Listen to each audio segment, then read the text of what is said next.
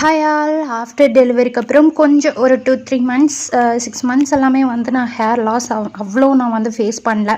இப்போ நினச்சி பார்க்க முடியாத அளவுக்கு அவ்வளோ ஹேர் லாஸ் ஆகுது. உனி முடி இல்லை கொட்டுறதுக்கே அப்படிங்கிற அளவுக்கு ஆயிடுச்சு. சரின்னு சொல்லி நான் டெர்மட்டாலஜி மீட் பண்ணப்போ hair oil, hair shampoo and vitamins, multivitamins tablet எல்லாமே வந்து கொடுத்தாங்க.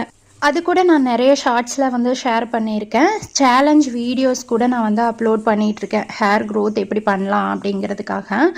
இந்த ஹேர் ஆயில் மேக் பண்ணுறதுக்கு செம்பருத்தி பூ, செம்பருத்தி இலை, கீழா நெல்லி வேரோடு இருந்ததுனால நல்லாயிருக்கும்.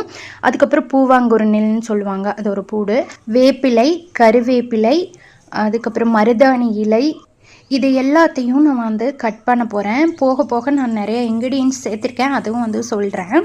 மறக்காமல் இந்த வீடியோ ஃபுல்லாக பாருங்கள். ஒரு கைப்பிடி அளவுக்கு சின்ன வெங்காயம், இந்த பூவாங்குருநெல்லும், அதுக்கப்புறம் வந்துட்டு அந்த கீழா நெல்லி இலை இருக்கா, அந்த வேரோடு சேர்த்து அதை பொடி பொடியாக கட் பண்ணி அதை ஒரு மிக்சி ஜாரில் சேர்த்துடலாம். இப்போ நம்ம எடுத்து வச்சுருக்க இலை, அந்த துளசி இலை வந்து சேர்த்துட்டோம்னா சளி பிடிக்காது, அதுக்காக வந்து சேர்த்துக்கிறோம்.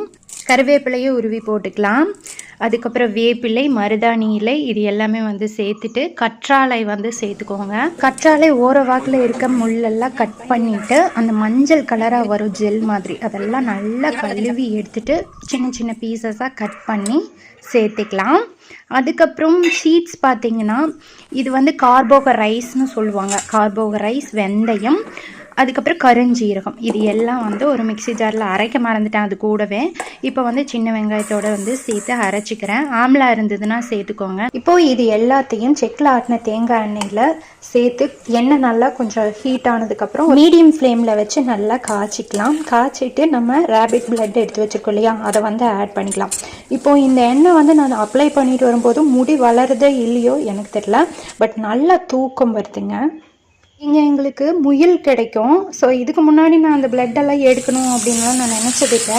பட் இதுதான் ஃபர்ஸ்ட் டைமாக ரொம்ப முடி கொட்டுறதுனால ரேபிட் பிளட் ஆயில் அப்படின்னு சொல்லி நிறைய வைரலாக போயிட்டுருக்கு. இந்த பிளட்டை ஒயிட் கிளாத்தில் நல்லா டிப் பண்ணி எடுத்து நல்லா வெயிலில் மொறுன்னு காய வச்சு எடுத்து வச்சுட்டேன். அதையும் சேர்த்துட்டு கரிசலாங்கண்ணி ஃப்ரெஷ்ஷாக கிடச்சி ஆட் பண்ணிக்கோங்க. நான் பவுடராக சேர்த்துருக்கேன். இது கூட வந்து குருமிளகு தூள் வந்து சேர்த்துட்டோன்னா சளி பிடிக்காது. அதே மாதிரி இந்த ஆயிலை அடுத்த நாள் தான் ஃபில்டர் பண்ணி எடுத்து வச்சு யூஸ் பண்ணிக்கலாம். இந்த வீடியோ பிடிச்சிருந்துன்னா மறக்காமல் சப்ஸ்கிரைப் பண்ணிவிட்டு லைக் பண்ணிக்கோங்க. அடுத்தடுத்த வீடியோ அப்போ தான் உங்களுக்கு நோட்டிஃபிகேஷனாக வரும்.